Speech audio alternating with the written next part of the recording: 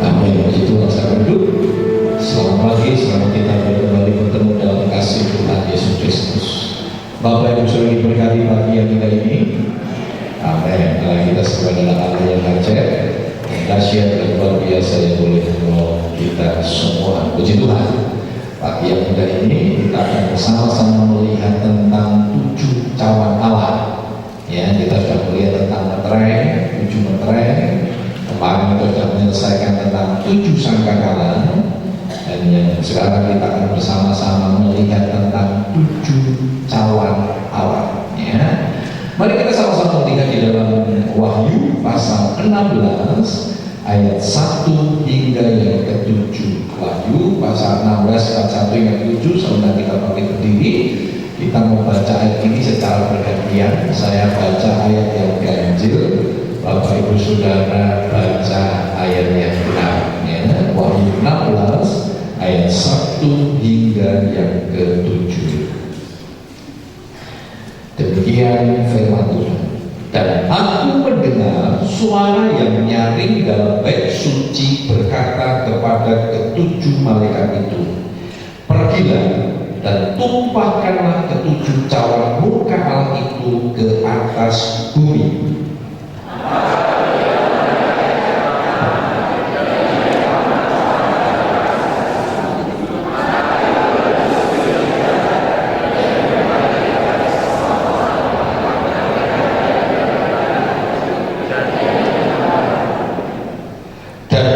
Yang kedua menumpahkan cawannya ke atas laut, maka airnya menjadi darah seperti darah orang mati, dan matilah segala yang bernyawa yang hidup di dalam laut.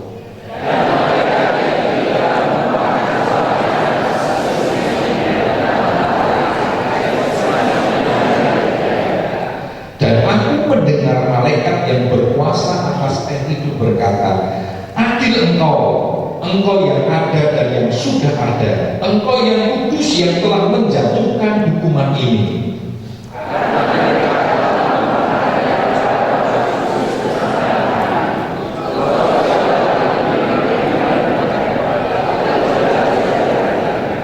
Dan aku mendengar mesbah itu berkata, ya Tuhan, Allah yang Maha Kuasa, benar dan adil segala penghakimanmu. Puji Tuhan, silakan duduk.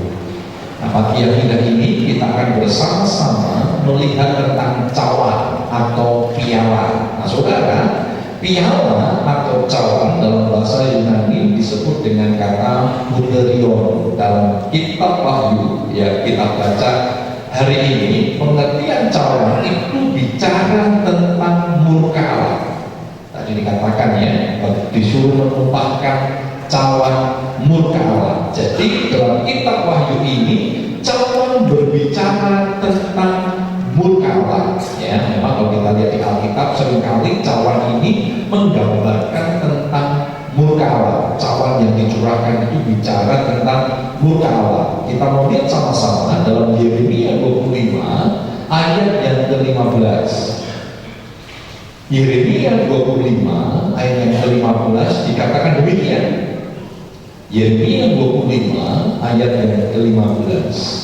Beginilah firman Tuhan Allah Israel kepadaku, ambillah dari tanganku piala berisi anggur kehangatan amarah ini, dan minumkanlah isinya kepada segala bangsa yang kepadanya aku mengutus engkau. Di kitab Yeremia pun diceritakan bahwa cawan ini menggambarkan tentang kemarahan Tuhan, tentang murka Allah. Nah, Tuhan Yesus pun pernah menyatakan tentang penderitaan itu, ya, penderitaan itu digambarkan dengan cawan, ya, penderitaan itu digambarkan dengan cawan. Ketika Tuhan Yesus berdoa di Taman Getsemani, sebelum Tuhan Yesus pada akhirnya nanti ditangkap, lalu dianiaya dan akhirnya disalibkan dan mati di kayu salib. Nah, Yesus menyatakan bahwa apa yang dialami itu, penderitaan yang dialami itu digambarkan dengan cawan. Ya, maaf. Saya akan bacakan dalam Matius 26 ayat yang ke-39. Matius 26 Ayat yang ke-39 dikatakan demikian, maka ia maju sedikit lalu sujud dan berdoa katanya, ya Bapakku, jika sekiranya mungkin biarlah cawan ini lalu daripadaku, tetapi janganlah seperti yang aku kehendaki, melainkan seperti yang Engkau kehendaki. Tuhan Yesus menggambarkan bahwa penderitaan itu digambarkan seperti cawan yang harus dia minum. Dan dia berkata bahwa kalau sekiranya boleh, ya, saudara, ini bicara dalam konteks manusia jasmanianya Yesus. Kita tahu Yesus itu manusia sejati, tetapi dia Allah sejati. Kalau kita berkata kok bisa demikian, itulah Allah. Kita tahu Yesus itu dilahirkan dari benih Roh Kudus, ya, benih Roh Kudus bersama dengan Maria. Makanya kalau kita nanti melihat di dalam Kejadian 3 ayat yang ke-15 dikatakan bahwa akan terjadi permusuhan, perseteruan antara keturunan wanita dengan keturunan ular. Ya, keturunan wanita itu bicara kepada Yesus. Dikatakan keturunan ular akan mematuk tumit keturunan wanita. Tetapi keturunan wanita itu akan merembukan kepala ular itu. Dan kita tahu ular itu baru bisa mati kalau dirembukan kepalanya. Ada beberapa cerita atau kesaksian atau pengalaman ketika ular itu cuma dipotong, itu kepalanya kadang masih bisa hidup, dia bisa meluncur, dia bisa menggigit, mengeluarkan bisanya. Jadi biasanya kalau membunuh, menghabisi ular itu dengan cara kepalanya harus dirembukan. Nah, ini bicara tentang kekalahan. Bicara tentang pada waktu peristiwa penebusan Tuhan Yesus Kristus. Penebusan yang dilakukan oleh Tuhan Yesus Kristus kepada umat manusia. Secara daging, secara manusia, salib itu bicara kekalahan. Ya, salib itu bicara kekalahan. Dan kita tahu sudah semua murid-muridnya tinggalkan Yesus karena dia melihat, saudara, orang yang dia kagumi, orang yang selama ini betul-betul super fight gitu, saudara, ya, begitu hebat, kok kalah gitu ya, kok Yesus ini kalah, akhirnya disalibkan di kayu salib, sehingga mereka akhirnya ngajir, mereka tinggalkan Yesus. Ya, mereka berpikir harusnya Yesus melawan, dia punya otoritas. Oh, namanya badai saja tunduk kepada Yesus, angin ribut saja tunduk kepada Yesus, setan saja takut sama Yesus. Kok kali ini Yesus begitu menyerahkan dirinya, dia tidak mengadakan perlawanan. Makanya mereka ngajir, saudara. Setelah peristiwa di Taman Getsemani, semua murid-muridnya tinggalkan dia. Bahkan dia pulang ke Emmaus dan sebagainya. Beberapa kali saya sudah sampaikan itu, saudara. Tetapi kita lihat bahwa kematian Yesus itu sebenarnya merupakan kemenangan dari Tuhan Yesus Kristus. Dan kematian Yesus itulah yang menghapuskan dosa umat manusia.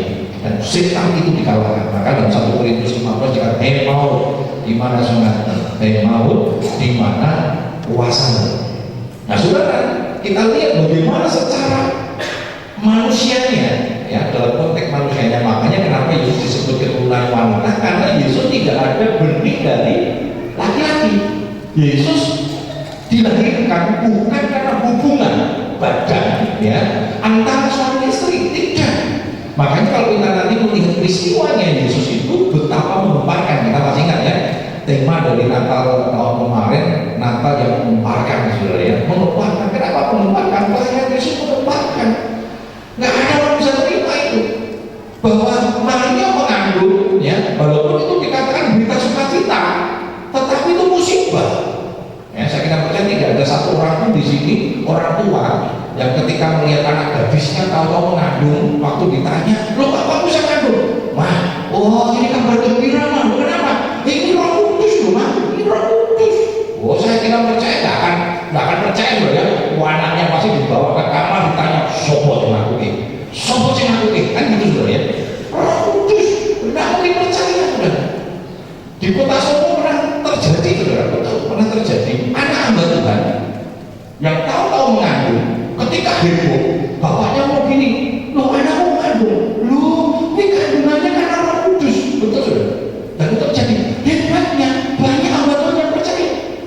Sampai ada yang bersama saya, "Pak, anak bagus, hebat loh, anaknya apa gitu kan?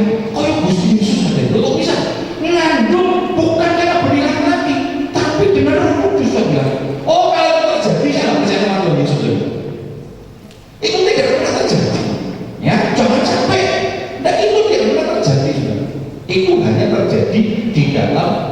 Yesus, dan itu Yesus itu sudah disampaikan ribuan tahun sebelum Yesus lahir. Nah, saudara, secara manusia Yesus harus mengalami penderitaan itu nggak gampang. Makanya dia berdoa. Bahkan kalau kita baca kitab Ibrani, Yesus itu berdoa dalam ratap dan tangisan, dalam kegendaran. Siapa sih yang berani menghadapi secara manusia, berani menghadapi yang namanya maut, ya, yang namanya penderitaan? Tidak juga, tidak.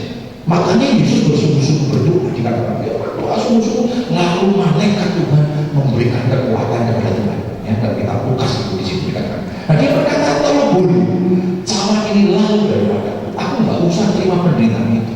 Tapi saudara dan saya harus berbangga, karena Tuhan Yesus tidak menyelesaikan kalimat itu. Dia berkata, jika boleh, nek boleh itu saya. Tapi dikatakan apa? Tetapi bukan kehendakku yang jadi, melainkan kehendakku yang jadi. Luar biasa. Yesus mengajarkan pada kita, dia taat, ya, dia taat kepada Tuhan walaupun gitu ya. Dia taat kepada Tuhan walaupun, ya, dia taat kepada Tuhan walaupun itu sesuatu yang begitu menyakitkan, ya, sesuatu yang betapa betul-betul membuat dirinya menderita. Tapi dia lakukan itu. Nah, kita belajar supaya taat kepada kehendak Tuhan. Nah, kita boleh bersama-sama sekarang tentang cawan tadi yang kita lihat di dalam Wahyu 16 ayat yang kedua, ya. Yang pertama tadi Tuhan memerintahkan kepada malaikat untuk mencurahkan cawan. Kita melihat cawan yang pertama itu bicara bisu bagi orang yang memakai tanda antikris 666. Nanti kalau kita baca kitab Wahyu, ya, seperti tanda-tandanya apa, tanda-tanda antikris itu 666, dan ini sudah terjadi, sudah, ya, walaupun antikrisnya belum datang.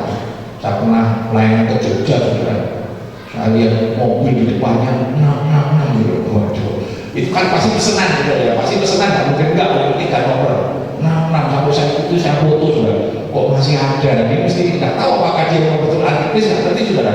Harusnya tahu, ya, karena antikris ini angka 666 itu bukan hanya saudara yang tahu, semua tahu. Bahkan nanti kalau kita melihat para pemain musik rock itu, saudara, seringkali simbol-simbol setan itu muncul, saudara. Ya, simbol setan itu dengan pentagram itu bintang 5 sisi, ya, tetapi 2 sisinya ke atas. Kalau Pancasila kan 1 sisi yang di atas, itu lambang ketuhanan, ya. Tetapi kalau pentagram dengan sisi ke atasnya itu 5 sisi, tetapi 2 sisinya ke atas, itu gambar domba. Ya, itu bicara antikris. Ya, itu lambang antikris. God bless dulu menggunakan lambang itu, ya, menggunakan lambang itu. Dan ternyata dulu ketika melakukan beberapa informasi menyatakan sebelum mereka melakukan konser, mereka mengadakan klinik-klinik, saudara, seperti itu. Dan memang banyak, saudara, musik rock itu, ya, para tokoh-tokohnya Bon Jovi dan sebagainya, mereka pernah mengatakan bahwa musik rock itu selalu musik setan. Luar biasa, ya, mereka betul-betul, dan mereka menggunakan lambang-lambang antikris. Madonna pernah menggunakan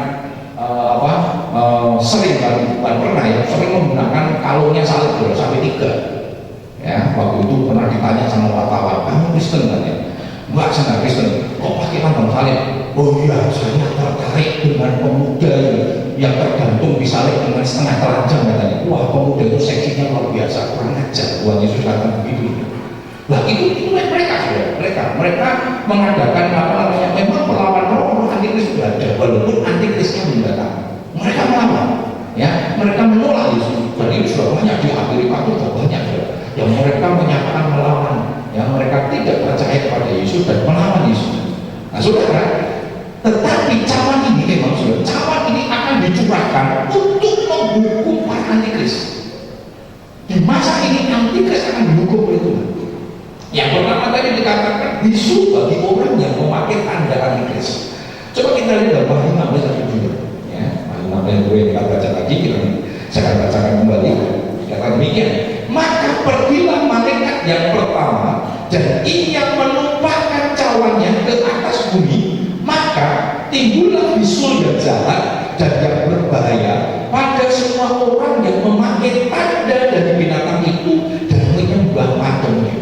Jadi bisul ini hanya diberikan, dicurahkan atau dihukumkan kepada orang-orang pengikut-pengikut antikris. Ya, nanti di masa antikris semua pengikut antikris itu harus memiliki tanda. Yang Alkitab mencatat itu ada tanda di apa namanya, di dahi dan di tangan. Dulu pemikiran kita sebelum berkembangnya microchip, ya, kita berpikir oh nanti di stempel, saudara ya, jadwal itu di stempel 66 ya, lock gitu ya, tangannya di stempel. Makanya dulu pertama kali kami rebuvan, ya, itu kan di stempel ya, di stempel, tangannya di stempel sebagai tanda kalau ada stempelannya itu kita bisa terusan ya, bisa pokoknya main sepuasnya.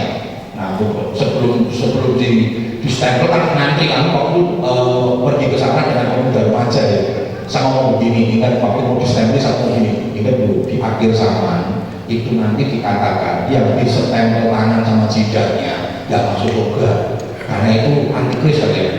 Wah, jangan berani maju juga.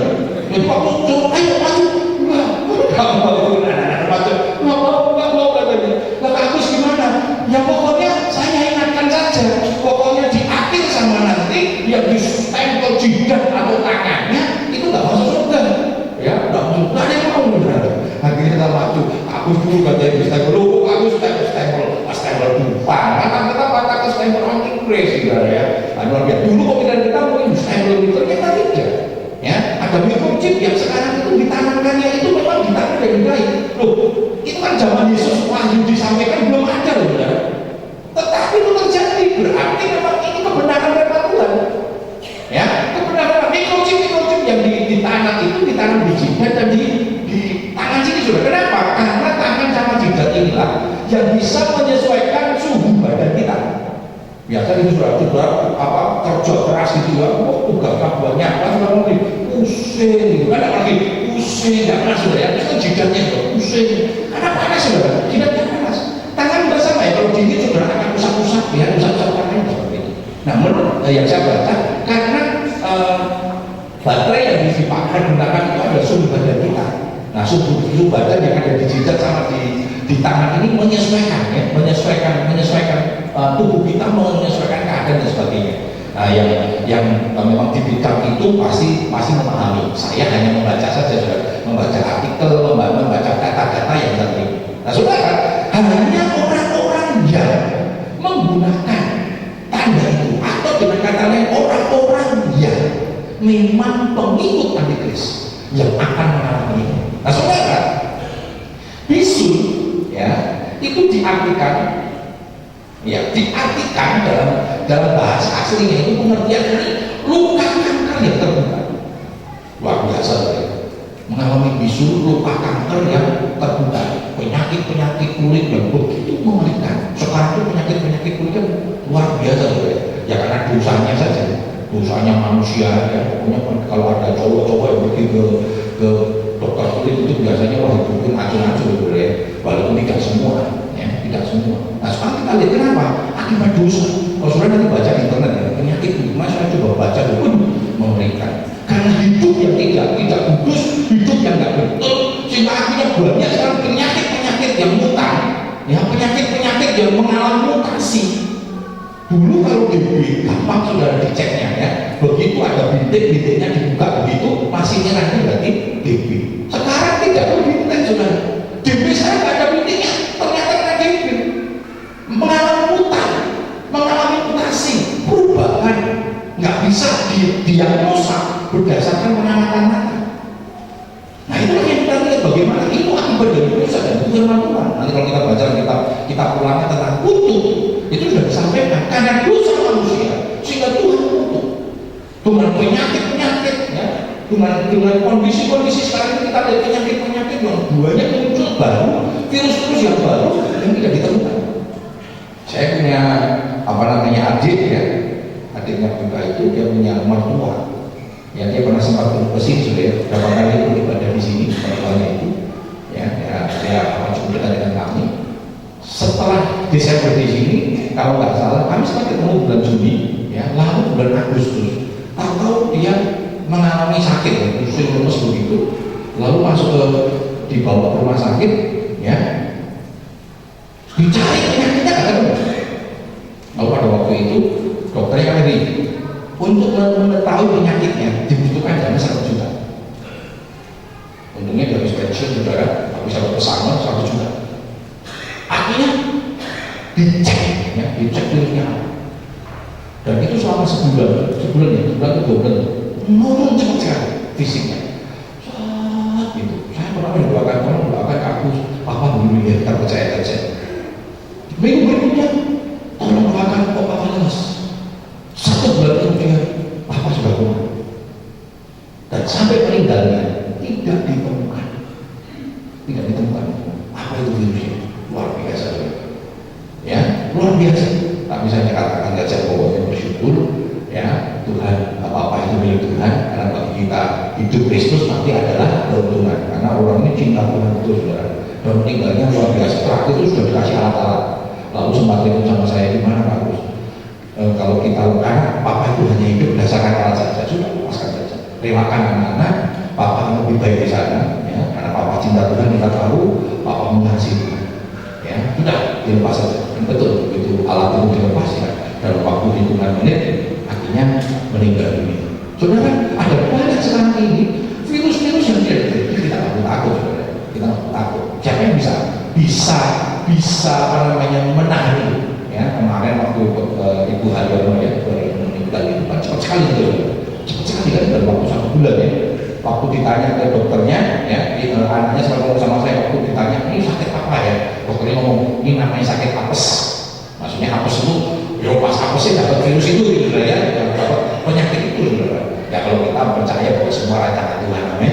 Karena kita melihat Bu Haryono ketika meninggal dalam satu kondisi yang diberkati oleh Tuhan, ya. Kita nggak perlu takut untuk itu. Kondisi boleh ada di tengah-tengah dunia ini, tetapi Tuhan akan tetap punya rancangan yang terlibat bagi setiap anak-anaknya, ya, bagi setiap anak-anaknya. Saudara, tetapi jangan takut, saudara. Pada masa ini kita jelas mengalami, saudara, karena kita sudah diangkat. Yang masih tinggal, saudara ya, yang masih tinggal, jangan pernah mau mendapatkan tanda itu, ya. Saya harap tidak ada yang tinggal, saudara ya. Tapi kalau ada yang tinggal itu hanya membalas wajah bareng-bareng, saudara. Kalau masih ada yang tinggal, dikatakan orang yang tidak memakai tanda antikris akan terluput dari murka ini. Kalau tidak memakai tanda antikris akan terluput dari murka ini. Coba kita lihat sama-sama dalam Wahyu 18 ayat 4. Wahyu 18 ayat 4 kata demikian. Lalu aku mendengar suara lain dari surga berkata, pergilah kamu, hei umatku, pergilah daripadanya supaya kamu jangan mengambil bagian dalam dosa-dosanya, dan supaya kamu jangan turut ditimpa malapetaka-malapetakanya. Ini firman Tuhan. Jangan sampai kita ini ambil bagian dalam dosa-dosanya. Bahkan jangan sampai kita ini mendapatkan tanda-tanda, ya, mendapatkan tanda antikris itu. Makanya kalau kita bicara, kita membaca kitab Matius pasal 24 yang menangani sama dikatakan yang mengalami kondisi ini dia lebih baik lari ya, pergi ke gunung-gunung yang berganti musim, jangan mengalami penderitaan sudah dalam pelarian penderitaan, nggak enak tuh. Pernah beliau di Ponorogo itu, Ponorogo saya Sudirman gitu ya, Sudirman, Ponorogo lama sekali gitu ya. Sudirman waktu beliau itu nggak enak sudah. Saya punya ya punya dan itu gerilyanya pada zaman Pak Sudirman. Dulu sama cerita sudah, nggak nyaman, nggak enak, nggak ada gerilya makannya cajen, makannya apa namanya bakmi godong, nggak bisa saudara. Ya apa adanya, ya apa adanya. Dulu kalau di Cina sudah gerilya itu, maka sekarang kan seringkali ada ya kalau di Salatiga jarang sudah, di Salatiga, di Solo banyak sudah ya. Kalau kami sebutnya hamburger Jawa. Hamburger Jawa kan kompiang tengah-tengahnya dikasih pia-pia gitu ya. Wah itu luar biasa. Dulu kalau kami sekolah itu makan kompiang satu sama apa namanya minum es santan. Kompiangnya harga Rp25.000, es santannya Rp25. Warak saudara ya. Itu begitu dimakan baru mekar saudara. Loh orang Cina itu dulu kalau berperang itu yang digantung kompiang saudara. Karena kompiang itu tahan lama ya, betul nggak ya? Itu senang sekali saudara. Semakin lama semakin jos makan awal saudara. Kalau sudah makan kompiang lama itu otot-ototan saudara makan. Tapi kenyang, ya saya senang saudara. Karena kalau di Solo sering saudara. Di sini jarang. Kemarin dibawain ya, luar biasa. Kompiang itu rojil itu saudara ya. Luar biasa saudara. Nah ada yang enak dalam kondisi peperangan gerilya itu nggak ada, sudah nggak bisa. Masa pesen tolong buatkan ayam pecah, nggak bisa. Apa yang ada? Padahal pohon dia dimakan pohon, daun kaktus dia dimakan daun kaktus, sudah. Saya pernah pelayanan ke Kalimantan Tengah di daerah transmigrasi, namanya daerah Sikung, ya. Desa Sikung itu daerah transmigrasi. Ya, pada waktu itu yang melayani adalah seorang ibu mantan jaksa, ya, jaksa negeri, jaksa di satu provinsi begitu di daerah Makassar sana. Nah, dia setelah pensiun dia melayani Tuhan dan ditempatkan di Sikung. Oma-oma sudah, usianya pada waktu sudah 70 tahun, luar biasa ya. Anak-anaknya melarang, temannya ngomong, karena anak-anaknya hakim, ada yang jadi hakim, ada yang jadi saksi, kurang petinggi gitu. Sampai anaknya melarang, mama ngapain tua-tua malah pergi melayani Tuhan di daerah pedalaman. Memang dia nggak mau di kota karena dia orang kaya di pedalaman. Ya, jadi saya waktu ke sana diceritakan ini yang kita layani oma-oma dulu mantan jaksa ya, sekarang melayani Tuhan di sana. Ya, waktu saya datang ke sana mau perjalanan ke sana saja saudara, nggak bisa. Kalau mau jalan kaki lama, bisa 2-3 jam karena jauh masuk ke desanya. Nah, akhirnya kita numpang truk yang ngangkut batu kali. Ya, kita duduk di atas, lumayan lah saya bilang. Tapi sudah jangan bayangkan jalannya itu hot mix ya, hot mix seperti kalau di Jawa sudah ya, enak lempeng. Di sana perjalanan mungkin 1 jam itu melewati jalan yang berbatu-batu. Jadi jalannya itu dikasih batu-batu, bisa bayangkan duduk di atas truk batu pasir, batu kali di atas berbatu-batu, nggak bisa duduk saudara, karena disundul-sundul sama batunya itu saudara. Luar biasa. Sampai di sana saya bilang sama gembalanya yang ngantar saya ya, dia ketua majelisnya MD Kalimantan Tengah yang basic. Oh, kita lapar sudah makan, cari warung. Lurus di sini nggak ada warung. Jadi jangan berpikir kalau di Jawa sudah ya lapar boleh warung di desa aja. Nggak ada warung, nanti tenang saja sampai sana kita makan. Ya, sampai sana kita makan. Sampai sana saudara, sudah sampai sana sudah tempat disambut sama umanya. Lalu masih ngomong gini, tolong buatkan makanan tante katanya. Ini kasihan ini anak 2 anak. Waktu itu kami berempat tapi bisa ya, yang 2 ke tempat lain, kami berdua di 2 anak muda ini kelaparan katanya. Buatkan makanan. Oh ya tenang katanya. Nah, nasi kan sudah ada. Dia pergi ke belakang ambil daun kates, ya pakai potong-potong dirajang-rajang, lalu dikasihkan di rainpot, dicor air panas, terus dikeluarkan airnya begitu, terus sama cabai. Saya berpikir gini, lumayan lah nasi pindang ayam ikan pindang kan lumayan juga ya, kalau saya aneh-aneh lah, udah ceplok ya jadi lah. Itu pikiran kita sudah ya, sejelek-jeleknya kan seperti itu. Sudah kalau dikatakan, ayo kita makan katanya. Saya tanya, apa tante? Ayo kita makan. Maksudnya, ayo makan, ini sudah tersedia katanya. Belum nanti makan sebelum kates itu kalau kita di sini harus dibungkus-bungkus sama lempung ya, untuk hilangkan pahitnya. Ini bayangkan itu diracak, dicor sama cabai, cuma makan.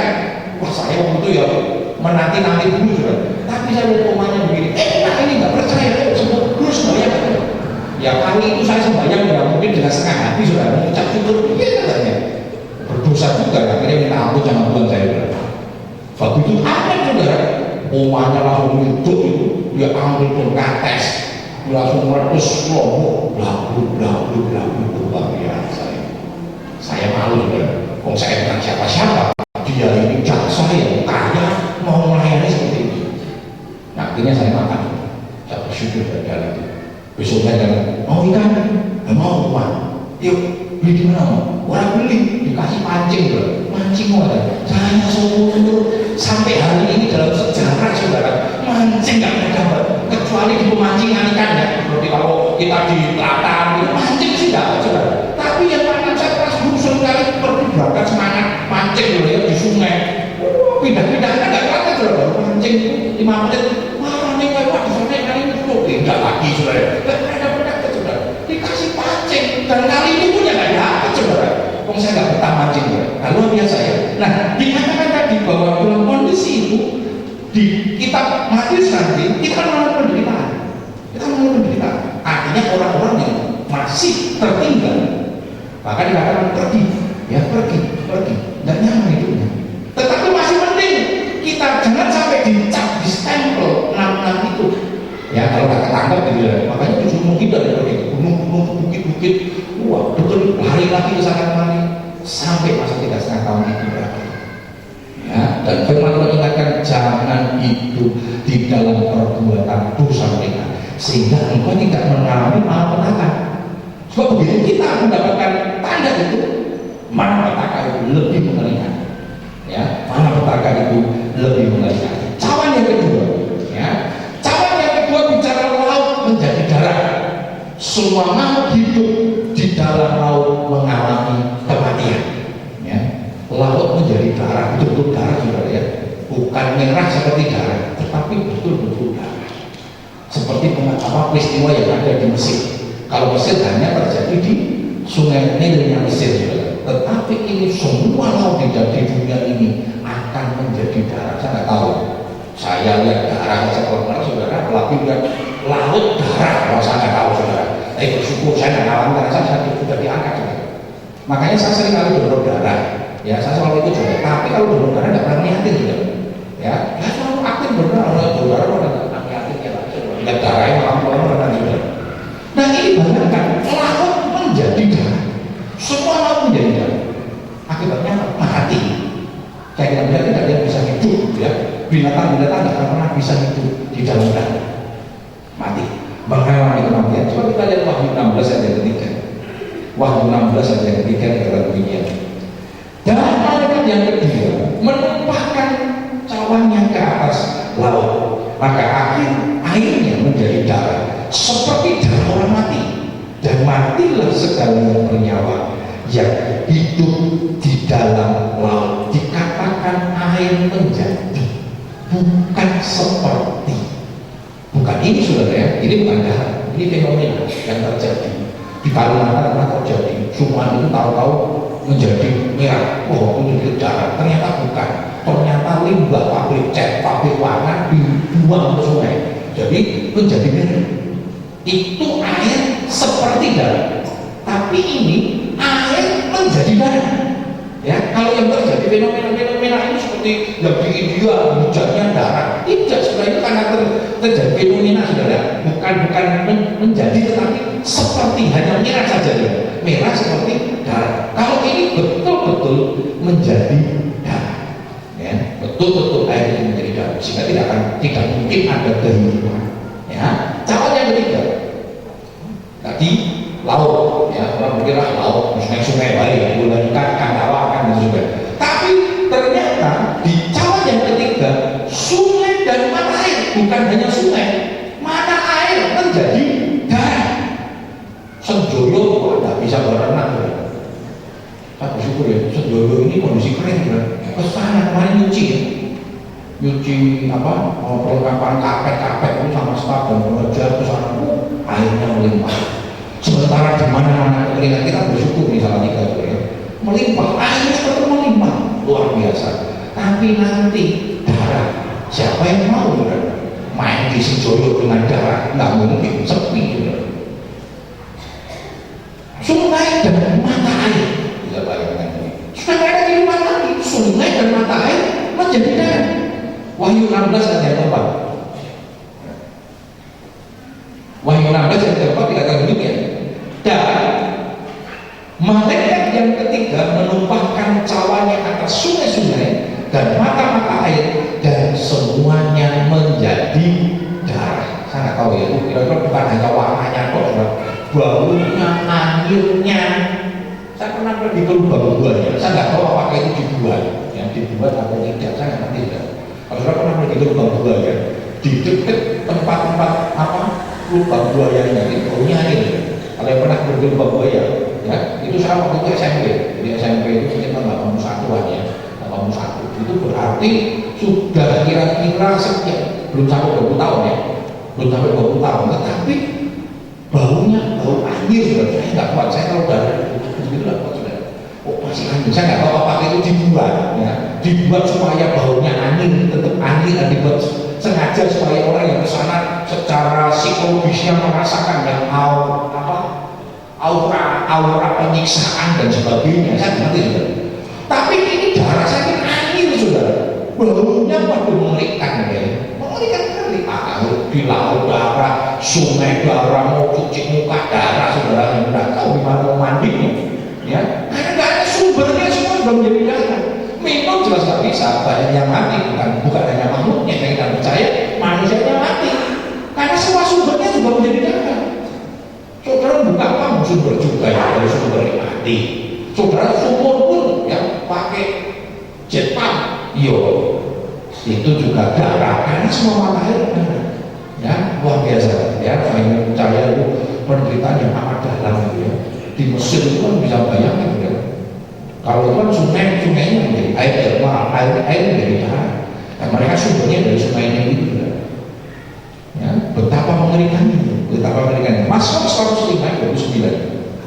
Ternyata ini sudah disampaikan di kitab Mazmur tentang peristiwa-peristiwa ini. Mazmur 105:29 kata demikian, diubahnya air mereka menjadi darah, diubahnya mereka menjadi darah, dan dimatikannya ikan-ikan mereka. Saudara, Allah pernah menghukum murka ini hanya untuk penduduk Mesir. Jadi pernah, tetapi hanya untuk penduduk Mesir. Tetapi di akhir zaman yang akan mengalami adalah seluruh penduduk dunia, yaitu mereka yang menjadi pengikut antikris, akan mengalami kondisi yang begitu mengerikan. Ya, nah saudara, ketika cawan ini dicurahkan Tuhan, kenapa saudara? Karena Allah ingin menyatakan keadilannya.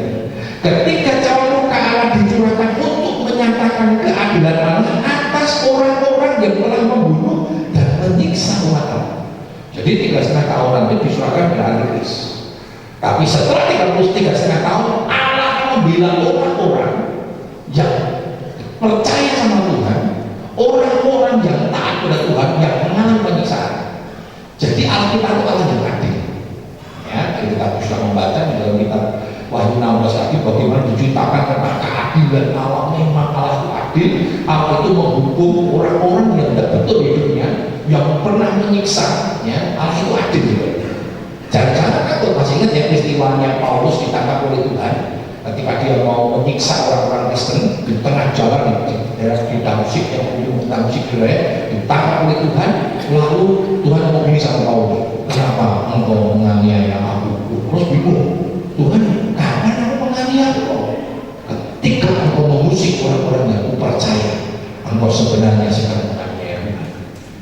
Ya, akhirnya Paulus ditangkap, dia menjadi buta, dan akhirnya dia menjadi orang yang takut kepada.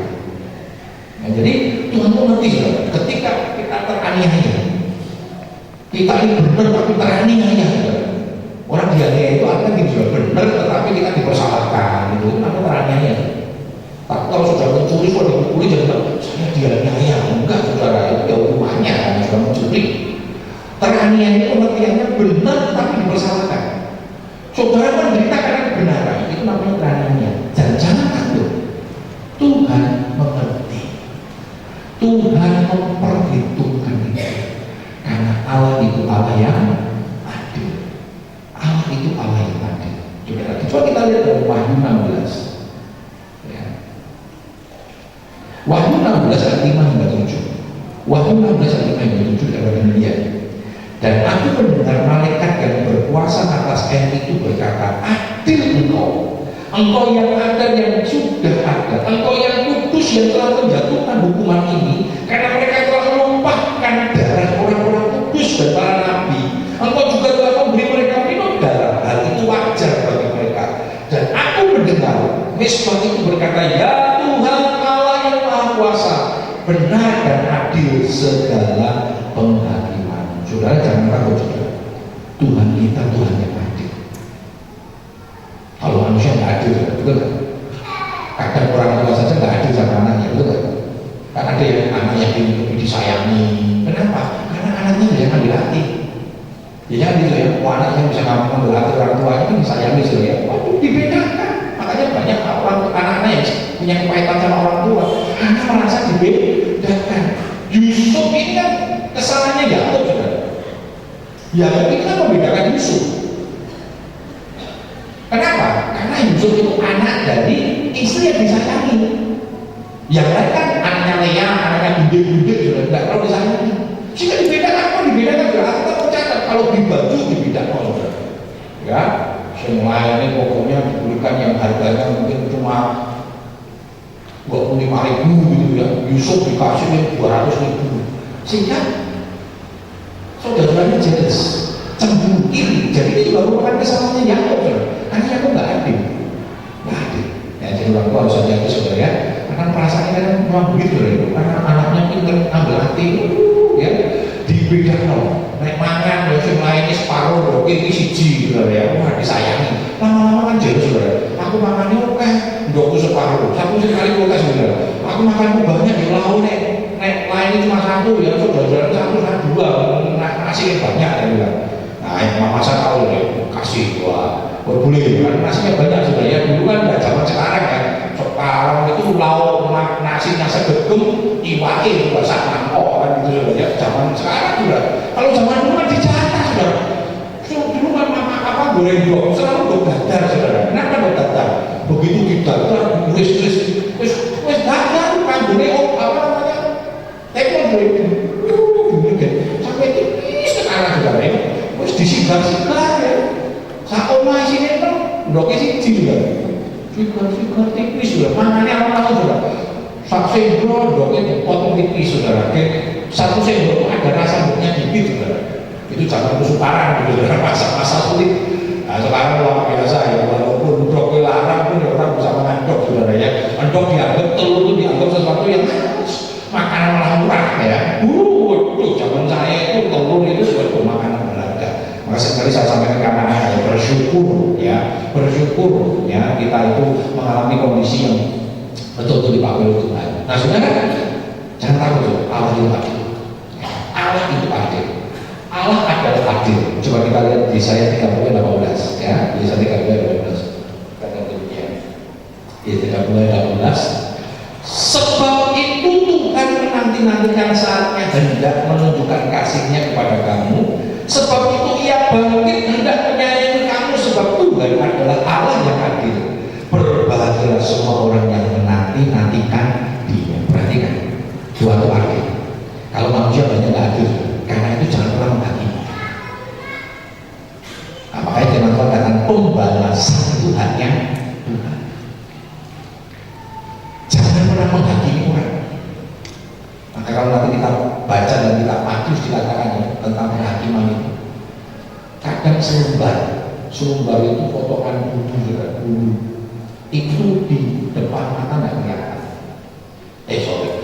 Balok di depan mata nggak kelihatan, tapi selembar di seberang itu kelihatan. Kenapa saudara? Kenapa nggak kelihatan? Karena kita ditutupi sama kesalahan kita saudara. Balok itu menutupi mata kita sehingga kita nggak ngerti gimana. Tapi hanya berarti kan kalau kita tahu kita hanya betek-betek saudara. Kadang kita nggak ngerti kesalahan kita, terus orang-orang kita ngerti pada salah saudara. Bagaimana mungkin selembar di seberang yang ngerti? Kenapa? Karena kita ditutupi dengan kesalahan kita. Orang masuk lain muncul saudara, ya orang sudah gitu ya. Itu sebenarnya satu untuk orang yang ditunjuk, tiga untuk diri kita sendiri, satu untuk kepada Tuhan. Makanya orang ditunjuk saudara. Makanya kita nggak tahu interpretasi gini. Padahal tiganya itu kita lebih salah. Kita lebih nggak betul saudara. Karena jangan banyak cerita menghakimi. Jangan sering menghakimi orang saudara. Karena Tuhan lah yang adil. Saudara nggak adil. Jangankan adil ke orang lain. Seringkali sama anak kita, sama suami kita, sama istri kita aja kita nggak adil. Bagaimana kita sekarang mengadili orang lain? Hanya Tuhan yang adil. Apa maksud dari firman ini? Jangan pernah menghakimi orang lain. Karena sudah nggak punya keadilan seperti Tuhan adil. Manusia sekarang menuntutnya kan pokoknya dibagi loto adil, betul nggak? Saya pernah saksikan ya. Dulu waktu konversi gas ya. Wah, saya punya RW gitu, saya nggak daftarkan, ternyata dapat. Saya bilang lupa, saya bukannya saya sombong. Aku akan daftar karena itu kan hanya untuk orang-orang yang miskin. Lalu yang kedua yang belum punya. Saya punya tabung gas 2, saya punya kompor yang 2. Nah kok dikasih lagi tabung gas yang tiga ini. Pak, saya ini daripada pusing Pak, adil. Data kabeh pokoknya semua dikasih. Itu ada nggak? Makanya bangkrut negara seperti itu. Yang tidak harusnya menerima. Ya, dulu ada kartu, kalau sekarang namanya kartu sehat ya. Dulu kalau di kota ada juga kartu sehat. Ya, jadi jangan kesin deh. itu hanya diberikan untuk orang miskin. Orang-orang yang daftar apa saudara? Daftar semua. Kalau BPJS kan kita seperti asuransi, itu bukan di Kota Solo betul untuk orang miskin. Kalau sakit, full gratis. Ya, di rumah sakit Muadi itu gratis. Sampai saudara ada orang miskin yang punya apa ya, mbah ya, jemaat saya punya mbah saudara sakit, aku sakit gula, masuk rumah sakit Muadi, gratis saudara, dia punya kartu itu. Lalu dokter mau beri, puji Tuhan, ibu sudah sembuh, boleh pulang. Modok, aku yang ini bahaya deh. Nah kok bilang, ibu sudah lari, udah dong, aku mau di sini saja katanya. Loh kenapa mbak tidak mau pulang? Anak ini enak, aku dulu katanya. Cuma ini, rumah harus selalu semusim makan katanya. Luar biasa saudara, itu adil mereka saudara. Betul kan saudara? Nah ternyata data yang saya peroleh banyak orang-orang mampu yang mendapatkan kartu itu. Maka keadilan itu luar biasa saudara. Ya, seringkali tidak adil. Harusnya bagi kita merampas kita, betul? Maka waktu Yohanes menegur para prajurit katakan, jangan merampas haknya orang lain. Cukupkan dengan gaji. Kita sekali merampas hak orang lain, yang bukan hak kita merampas. Pada waktu pendataan tentang bantuan, kita memiskinkan diri. Betul tak saudara? Memiskinkan diri, tapi nanti kalau data tentang statistik, kita menaikkan. Nah makanya kenapa kemarin bantuan apa itu yang langsung itu BLT ya, bantuan langsung tunai kacau banget sudah. Banyak yang protes, kenapa? Ternyata BPS data itu diambil dari badan dari BPS pada waktu mengadakan sensus tentang pekerjaannya, tentang pendapatan dari masyarakat. Nah biasanya kan sudah ditanya ya, kerjanya apa? Kan ada mesin itu, kerjanya swasta. Gaji 500 mungkin 1 juta kan gitu saudara, musim ngomong 500 juta gaji berapa 1 juta dinaik-naik kok saudara, karena dicari data statistik pada waktu itu. Nah tapi kalau bantuan, wah ini saya mau mendata untuk yang miskin, bapak gajinya berapa, yang rong itu wah saya gaji saya cuma 500.000 katanya, gitu saudara. Nah pada waktu itu tidak didata ulang, mengambil data pada waktu mereka mencari data sensus pada waktu pengadaan apa namanya untuk BPS ya, untuk sensus tentang pekerjaan, tentang penghasilannya penduduk di Indonesia ini juga banyak dinaik-naik kok. Nah pada waktu mengambil data itu banyak yang mendapat bantuan langsung tunai, yang mampu, yang harusnya perlu nggak dapat, mereka protes sudah, karena datanya diambil dari situ. Kenapa? Banyak kan nggak jujur, banyak orang nggak adil. Makanya jangan tuntut keadilan Tuhan kalau saudara tidak pernah adil sama Tuhan, betul kan? Berapa banyak kita tidak adil sama Tuhan? Nek lorong ngaruh oleh Tuhan Yesus. Tuhan nggak adil. Padahal selama saudara saya sudah nggak pernah mengasih Tuhan semua. Saya pernah di apa namanya suruh mendoakan gitu ya. Saya pernah saksikan ya orang yang kena gagal ginjal, usianya masih muda, ya tengah malam saya diundang untuk mendoakan ya, jam 12 saat itu diundang itu kan dia minta tolong ya Pak Pendeta tolong doakan saya dengan mengharap betul sehingga kita doakan betul. Ya waktu saya datang saudara bicara masuk ke kamarnya kita pakai oksigen ya, mereka bertelanjang karena panas saudara. Saya tahu mama saya pernah sakit ginjal juga. Waktu itu saat masuk ya saya pikir minta tolong doakan, enggak saudara. Oh kalau sudah kesini saya pengen keluarkan umat katanya. Masuk aku pengen marah ke Tuhan. Jam 12 dibuka, main ketok saudara. Mungkin sudah berpengalaman, saya pendeta saudara ya. Jam 12 kalau dibuka hanya untuk orang mau marah-marah sama saya. Lah maksudnya gimana ke Tuhan? Aku nak nesu ke Tuhan kan orang yang sudah ketemu ke Tuhan. Batu dia tak orang lagi katanya. Kan bapak kan hamba Tuhan, batu dia tak orang lagi katanya. Waduh saudara, saya jam 12 tujuan lagi loh. Tuhan itu adil, tahu tak Pak? Sampai mungkin itu ya, bayangkan ya, 1 jam lagi sudah itu dua katanya. Yang saya ngomong, kamu bilang Tuhan nggak adil, kamu yang nggak adil sama Tuhan. Kok bisa katanya? Kamu berkata Tuhan kenapa kasih sakit ini? Selama kamu hidup, saya tahu hidupnya becek ya, muda ini. Selama kamu hidup, kamu nggak pernah hidup Tuhan. Di mana kamu pada waktu kamu muda? Di mana kamu ketika kamu kuat? Ketika kamu sehat, pernah hidup Tuhan? Kok bilang Tuhan itu nggak adil? Kamu nggak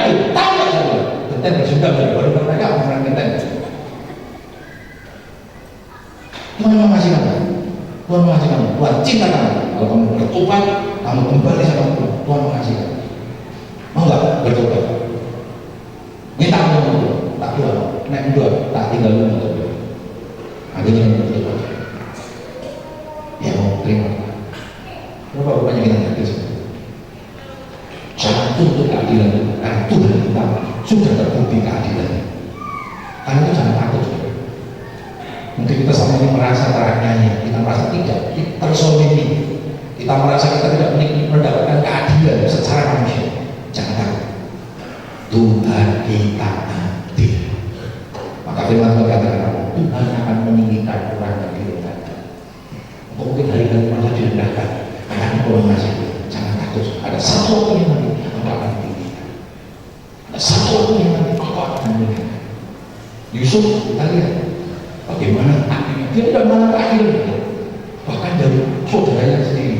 Dia tidak mengalami keadilan dari bosnya Potifar. Dia kerja baik, betul-betul menghasilkan dana, menghasilkan keuangan yang luar biasa untuk tuannya, tapi dia difitnah. Tapi ketika dia terima itu, Allah tidak tidur, Gusti boten cari. Tuhan tidak tidur.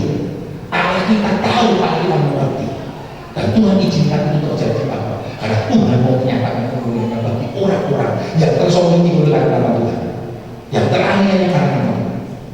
Karena itu sudah, nggak usah kita mencoba mengadili orang lain, karena saudara nggak mengadil. Tapi serahkan keadilan itu hanya kepada Tuhan, karena Tuhan kita, Tuhan yang adil. Ya, Allah kita, Allah yang adil. Di dunia ini memang kita seringkali tidak mendapatkan keadilan. Jangan takut. Kita punya Tuhan, punya Allah yang tidak tertidur. Dia mengerti, ya, dan Allah kita itu adalah Allah yang adil bagi kita. Tugas kita hanya bagaimana kita hidup senantiasa mempermuliakan Allah. Kita tidak hidup di dalam dosa. Dikatakan kita tidak hidup sesuai dengan perbuatan-perbuatan mereka yang melanggar firman Tuhan, supaya kita diluputkan dari malapetaka Tuhan. Mari kita hidup senantiasa menyenangkan Tuhan, hidup mempermuliakan nama Tuhan, sehingga keadilan Allah itu akan terus dinyatakan di dalam hidup kita. Mari kita berdiri bersama-sama. Kita pujikan Tuhan, Tuhan